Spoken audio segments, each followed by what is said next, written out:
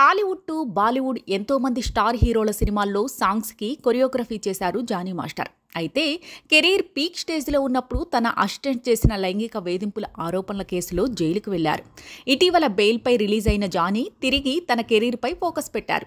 ఇప్పటికే తన కొరియోగ్రాఫ్లో వచ్చిన హిందీ సినిమా బేబీ జాన్లో 9 మాటక్కా సాంగ్ పెద్ద హిట్ అయింది. సోషల్ మీడియాలో ఎక్కడ చూసినా ఈ సాంగే కనిపిస్తుంది. అలాగే global star Ram Charan game changer సినిమాలో డోప్ సాంగ్ కూడా కొరియోగ్రఫీ చేశారు జానీ.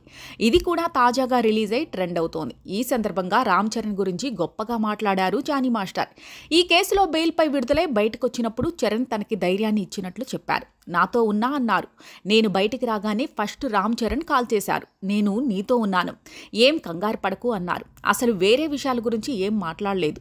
స్ట్రాంగ్గా ఆరోగ్యంగా ఉండు, వర్క్ మీద కాన్సన్ట్రేట్ చేయి, హ్యాపీగా రిహార్సల్స్కి వెళ్ళు, ప్రాక్టీస్ చేయి, సాంగ్ విషయంలో ఎలాంటి ప్యాషన్తో ఉంటావో అదే కంటిన్యూ చేయి, ముందు హెల్త్ మీద కాన్సన్ట్రేట్ చేయి అని చెప్పారు. అలాగే బుచ్చిబాబు గారు సినిమాలో సాంగ్ గురించి చెప్పారు.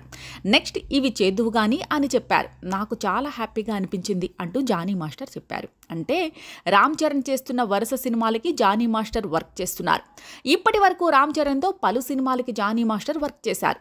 రచ్చ, నాయక్, ఎవడు, రంగస్థలం, గోవిందుడు అందరివారేలే, బ్రూస్లీ ఇలా రామ్ చరణ్ వరుస సినిమాలకి ఎన్నో హిట్ సాంగ్స్ చేశారు జానీ. ముఖ్యంగా నాయక్లో లైలా ఓ లైలా పాటకి జానీ మాస్టర్ చేసిన కంపోజింగ్ చాలా మంచి పేరు తెచ్చింది. రామ్ చరణ్ కెరీర్లోనే బెస్ట్ డ్యాన్స్ నెంబర్గా అది నిలిచింది.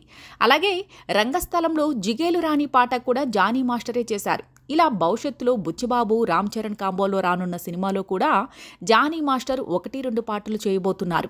మరోవైపు ఈ కేసులో పైకి ఇండస్ట్రీ జానీ మాస్టర్కి సపోర్ట్ ఇవ్వకపోయినా తనకి దగ్గరైన వాళ్ళు మాత్రం మద్దతిస్తున్నారు.